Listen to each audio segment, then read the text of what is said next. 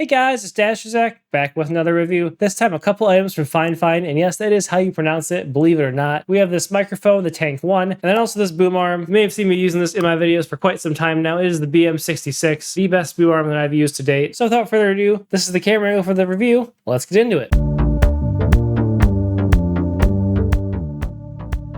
The Tank 1 is a dynamic microphone from Fine. It retails at $130. Let's jump into the details page to take a deeper look. So to be precise, this is the Amplitank Tank 1 XLR dynamic microphone. It does have a low cut and a mid boost switch, both of which I'll demonstrate a little bit later. Sort of geared toward podcasting, very high quality microphone, boasting good directional pickup even for a dynamic microphone. And then the BM66 boom arm. This retails for $60, very adjustable. This piece here that gives it the most adjustability. It makes it really easy for me to go from talking into my microphone for the review to a sound test. Depending on where you are, obviously there's also a white and pink colorway, which is pretty cool if you want to fit the aesthetic of your desk. They always have a 10% code on their site. However, the Tank 1 is on a really good sale here, $50 off on the Prime Day deals. It's usually cheaper on Amazon anyway than on their site, but only $80 right now. And you can actually apparently get both the things I'm talking about bundled right now for $142, but that's not the best deal given the Prime Day prices. Normally that would be a very solid deal though. And then the boom arm right now on Amazon for Prime Day is $10 off, only $51. Anyway, coming back to the microphone itself, this thing is aptly named. It is indeed a tank. It is very heavy. In fact, it is easily the heaviest microphone that I own. As you can see here, it comes with a sort of own built-in mount, which is nice. Screws right into any boom arm with this attachment here. And then you can also see the low cut and mid boost buttons that I was talking about here before on the bottom of the mic. Overall, very high quality, very well constructed microphone. What else can I say? It is indeed a tank. And then before we get into the sound test, just a quick look at the boom arm here itself. I'll pull it off of its stand. Right here sort of drops into the base. It's a very, very sturdy base. Locks into the desk very nicely. And then you've got adjustability here. You've got nice cable management. As you can see, my microphone cable is stored right inside of here. No issues at all with that. A very clean look. I usually have it sort of coming down like this in a V. And then I have my microphone sort of coming up like this. The aspect I was talking about that's super nice is if you loosen this spot right here on this, you get full 360 adjustability. That's how I go from talking like this into my microphone for voiceover. Flip it down like this for a sound test. Flip it right back. Super easy. Honestly, does not feel cheap at all. I've used a bunch of $20, $40 boom arms that felt like absolute crap. This feels very premium and it gets all the adjustability that I need. So luckily I can save myself the price tag of getting one of those Rode arms and I can just roll with this and I have zero problems. I've used 3 different microphones on it. It's been pristine for all of them. Highly recommend this boom arm, especially if you can get it on sale or bundled with the microphone should you want to go for that. That's about all for the boom arm. Let's jump into some different sound tests here. I'm going to test both this AT2035, which is my main microphone I've been using for quite a while, the Tank 1, and I'll do a quick comparison with the Focusrite DM14V, which is the dynamic microphone that I got comboed with the Studio 2 that I used as my audio input device for my microphone. That mic that was solid, I wasn't really satisfied with it. I went back to this AT2035. Let's see how they all sound against each other. Also, unlike last time, I'm just going to say the same quick lines for all these different comparisons with different settings. So I'm not sure if you know, when I use OBS, I use the noise suppression RN filter because I have super loud ass fans here from my PC. So we'll do the first set of tests with those on. This is the Audio Technica 2035. This is a condenser microphone. So as you can see, I have it pretty far away from my face here. I can actually get it easily out of frame. You don't see the microphone at all, but because it's so sensitive, it picks me up. And with that RN noise suppression from OBS, it sounds pretty darn good in my opinion. And here we have the Tank 1 with, again, noise suppression turned on. Have both the mid gain and the low cut features turned on as well. And this is just sort of the base version of the microphone that I would use if I were recording it in a video. Quick check as well. This is with both the low cut and the mid boost turned off. This is with only the low cut turned on. Do some tapping on my desk to see if that mitigates the sound there. And now we're back to both the mid boost and the low cut feature turned on the Fine Amplitank Tank 1. And then lastly, again, we have the Focusrite DM14V. This is a dynamic microphone that I think retails for about the same as the Tank 1, but I honestly got it in a bundle with the Studio 2. It's a really mid headphones for about $140, which is the same cost as the retail Tank 1. I've actually not compared these head to head, so I'm actually super excited to see how these are in the recording that I'm doing right now. Listen back to them and then give you my thoughts after the fact. But first, let's jump into some completely unsuppressed, no RNN noise recordings. So I've decided to work my way backwards and welcome to background sound fan noise. Heck, we are here on the DM14V again, and this is with RNN noise turned off. So here we have the Tank 1 noise filter off, holding it again very close to my mouth due to the nature of the dynamic microphone. And again, I still have both the mid boost and the low cut functions on this microphone. And then finally, here we are back on the AT2035 condenser microphone, fan noise, no noise suppression. This is probably the loudest background noise of the three, but I'm actually curious. I do have to turn my audio interface up like 40% to get those dynamic microphones to pick up the same amount of sound that this condenser mic does at about 60% 100% volume, which is one of the reasons I do enjoy the condenser. That and the fact that I can have it much further from my face, which is nice for aesthetics. So here we are back from the sound test, and there are a few obvious things that stand out. The condenser microphone picks up a ton of background noise without any noise suppression on, but interesting to me, it still sounds a little bit more airy, a little more open. And I think it's my favorite version of my voice that comes through here. However, I do think the two dynamic microphones produce a slightly more almost studio-esque voice. They're a little bit warmer. I think the DM14V was the warmest. The Tank One was sort of a nice middle ground. The thing that bothers me a bit about dynamic microphones is that because you virtually have to eat the microphone, at least I do with the audio interface that I have to get it to be as loud as I want it to, it's much more sensitive to like small mouth noises you might not otherwise notice. You're welcome. You're not going to notice them for the rest of the video, but that's again why I prefer sort of a condenser microphone. It can be less away from my face, off the screen, and not just getting all of the little mouth noises that you're making. Beside that, I did notice a slight difference with the mid boost turned on the Amplitank Tank 1. I think there were a little bit more plosives without a pop filter on there, but it was decent, I would say, performance without any pop filter at all. I've heard way worse plosives coming through on a microphone. And yeah, overall, I mean, you heard it yourself. All these microphones sound pretty darn good. I could use any of them in my YouTube videos, and after, I mean, you probably wouldn't even notice. You're just here for the mice. I probably wouldn't notice after a few videos. I could normalize with any of them. The Tank One, for what it's worth, is much cheaper than the other ones here. You get a used 2035 for probably $100. They're new, like 150. Amazon right now, you can get the Tank One for $80. And I think the DM14V is not sold separately, but it is, it's pretty expensive. And the bundle I got it in is also relatively expensive, but even with that higher price tag, I think the Tank One performs pretty much right in that same sound class. Overall, I do think I'll probably stick with the 2035 as my main voiceover microphone, but I might sort of set up the other ones for sound tests specifically, where I can just like swoop them right in. And honestly, I'm going to keep playing around with these. There is something nice about the like slightly more buttoned up, less background sound sensitive. I mean, obviously you saw that the dynamic mics pick up a lot less of the background noise. There's something about that sound that is sort of appealing. I'll refer to my buddy who's a little more sensitive to audio than I am sometimes, see what he thinks between all three of these options, and I'll pick the best one going forward. So I was overall very impressed here with the Fine Tank One, especially at the current $80 price tag you're getting it for.